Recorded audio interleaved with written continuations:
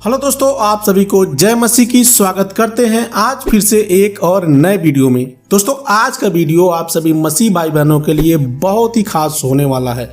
हमारे एक भाई ने कमेंट्स किया था कि ब्रदर, हमें बाइबल के अनुसार कितने बच्चे पैदा करने चाहिए। तो आशा करता हूं कि वीडियो में लास्ट तक बने रहिएगा पूरी बात समझने के लिए, ठीक है ना। दोस्तों, ये जो वीडियो है आपके लिए बहुत ही इंपॉर्टेंट होने वाला है। आपको एक नई नॉलेज मिलेगी, तो वीडियो में लास्ट तक जरूर बने रहना। देखिए, हमारे बहुत सारे भाई बहन कहते हैं कि एक मसीह को फैमिली प्लानिंग नहीं करना चाहिए, यानी कि परिवार नियोजन के बारे में नहीं सोचना चाहिए, क्योंकि ऐसा करना बाइबल के अनुसार पाप है। हमें जितने भी बच्चे पैदा हो उन्हें होने देना चाहिए, क्योंकि कुछ लोगों का कहना है कि बाइबल में ऐसा लिखा हुआ है, जैसे कि उत्पत्ति अध्याय 1:28 में प्रभु का वचन कहता है, और परमेश्वर ने उनको आशीष दी और उनसे कहा, किनसे कहा?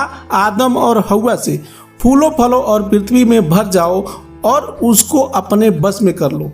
भजन संहिता अध्याय 127:3 में दाऊद लिखते हैं, देखो बच्चे यहोवा के दिए हुए भाग हैं, गर्भ का फल उसकी ओर से प्रतिफल है। जैसे वीर के हाथ में तीर, वैसे ही जवानी के बच्चे होते हैं। तो यहाँ पर दाऊद क्या लिखते हैं कि बच्चे परमेश्वर के दिए हुए हैं, परमेश्वर के प्रतिरूप होते हैं। तो क्या हमें परिवार नियोजन नहीं कराना चाहिए? एक महिला को नसबंदी नहीं कराना चाहिए? आखिर इसमें कितनी सच्चाई है? यदि एक स्त्री चाहे अपने जीवन भर में कितना भी बच्चे पैदा कर सकती है, तो क्या हमें उस पर रोक नहीं लगाना चाहिए? नहीं मेरे भाई, ये तो गलत है। देखिए दोस्तों, आज हमारे देश के पॉपुलेशन को देखते हुए हमारे देश की जनसंख्या किस ओर जा रही है, कितनी तेजी से आगे बढ़ रही है, हमें इसके भी बारे में सोचना चाहिए। लेकिन ऐसा नहीं है कि परमेश्वर हमें भोजन नहीं दे सकता। मेरे कहने का मतलब ये नहीं है कि हमारा परमेश्वर जो सर्वशक्तिमान है वह बढ़ती हुई पॉपुलेशन को देखते हुए हमें नौकरी नहीं दे सकता, हमें गरीबी से नहीं निकाल सकता। नहीं, बिल्कुल भी नहीं। हमारे देश में तो रहने खाने पीने की कमी है ही नहीं, लेकिन यहाँ की जो व्यवस्था है वो बहुत गलत है। हमारे यहाँ जो गरीब है वो बहुत गरीब है। किसी किसी के पास खड़े होने के लिए भी जमीन नहीं है, और किसी किसी के पास तो 50 एकड़ 100 एकड़ तक जमीन पड़ी हुई है। मेरे कहने का मतलब यह है कि आज भी हमारे पास वो सब कुछ मौजूद है, ताकि हम खाने बिना नहीं मरेंगे। हमें जो भी जरूरत है वो सारी जरूरतें पूरी हो सकती हैं, लेकिन हम परमेश्वर की बातों को नहीं मानते हैं, अपनी बुद्धि का इस्तेमाल करने लगते हैं। आप ही बताइए, यह दुनिया परमेश्वर ने बनाई है और सबको जीवन देने वाला कौन है? परमेश्वर है। तो जाहिर सी बात है, सबको रोटी भी वही देगा। लेकिन लोग परमेश्वर के रास्ते को छोड़कर गलत रास्ते को चुन लेते हैं। आज देखा जाए तो हमारे देश में इसका कानून भी बना हुआ है, हम दो हमारे दो। बाइबल सिखाता है कि किसी भी व्यक्ति को अपने देश की व्यवस्था और अपने देश के नियम का पालन जरूर करना चाहिए। लेकिन कितने लोग करते हैं? नंबर 1, कुछ लोग बच्चे इसलिए पैदा करते हैं, जैसे कि हमारे देश में एक रिवाज है, जिनके पुत्र होते हैं, यदि उनका पिता मर जाता है तो पिता को अग्नि वो पुत्र देता है। ऐसा मानना है कि यदि पुत्र अग्नि नहीं देगा तो उस व्यक्ति की मरी हुई आत्मा कभी स्वर्ग नहीं पहुंचेगी। ऐसा सोच है लोगों का। नंबर 2, बहुत सारी औरतें हैं हमारे देश में जो पुत्र प्राप्ति के लिए बेटी ही पैदा करती जाती हैं, ऐसा भी मानना है। नंबर 3, कुछ औरतें ऐसी भी हैं जो अपने पड़ोस वालों के दबाव में या फिर अपने सास ससुर के दबाव में ताड़ना से बचने के लिए ऐसा करते हैं।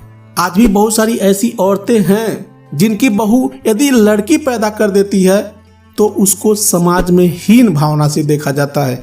ऐसे में उसके पड़ोस वाले और उसके परिवार के लोग उस पर प्रेशर डालते हैं। जब तक उस स्त्री को पुत्र नहीं पैदा हो जाता है तब तक उसके आगे स्टाफ नहीं लगता है। लेकिन क्या ये बाइबल के आधार पर सही है? देखिए दोस्तों, पहली बात, एक मसीही व्यक्ति को जो प्रभु के रास्ते पर चल रहे हैं, यदि वह शादी कर चुके हैं तो उन्हें निरंतर प्रभु में प्रार्थना करते रहना चाहिए और एक दूसरे के सहमत में होकर चलना चाहिए। उन्हें सोचना चाहिए कि क्या हमें बच्चे की आवश्यकता है या नहीं। सबको ये प्रार्थना करना चाहिए कि प्रभु तूने मेरे जीवन में क्या उद्देश्य रखा है, हमारा जो बेटा पैदा होने वाला है या बेटी पैदा होने वाली है उसको तू अपनी योजना में कैसे आगे बढ़ाएगा। मेरे प्रियो, प्रभु आपको रास्ता जरूर दिखाएगा, क्योंकि प्रभु जो भी करता है वह सही टाइम पर करता है। देखिए, जब परमेश्वर ने आदम और हव्वा को बनाया था तो इस दुनिया में केवल 2 ही लोग थे, आदम और हव्वा। परमेश्वर चाहता था कि दोनों आपस में मिलजुल कर रहें, दोनों फले फूले और आगे बढ़ें। फले फूले मतलब बच्चे पैदा करें और सेक्स का भरपूरी से आनंद ले। तो कहने का क्या मतलब हुआ? कहने का मतलब ये हुआ कि हमें जो भी कदम उठाना चाहिए वह सोच समझ कर उठाना चाहिए। आज आप देखते होंगे कि बहुत सारे ऐसे बच्चे हैं जो सड़क पर घूमते हैं, बदन पे कोई कपड़े नहीं होते हैं, बाल बिखरे होते हैं। मतलब इस तरीके से एक व्यक्ति को सोचना चाहिए कि हमें उतने ही बच्चे पैदा करने चाहिए जितना कि उसका मैनेज हम अच्छे तरीके से कर सके। आज आप देख सकते हैं कि बच्चों के पढ़ाई को लेकर पढ़ाई इतनी महंगी हो चुकी है कि 1 या 2 बच्चों को पढ़ाने में इंसान की हालत खराब हो जाती है। तो उसी तरीके से मान के चलिए जिनके 8-8 बच्चे हैं उनके जीवन में क्या प्रभाव पड़ता होगा। मेरे प्रियो, इसीलिए हमारे देश की सरकार कहती है हम 2 और हमारे 2। यदि आपके जीवन में 2 बच्चे हैं वही बहुत हैं। बेटी हो या बेटा, परमेश्वर दोनों को आगे बढ़ाता है।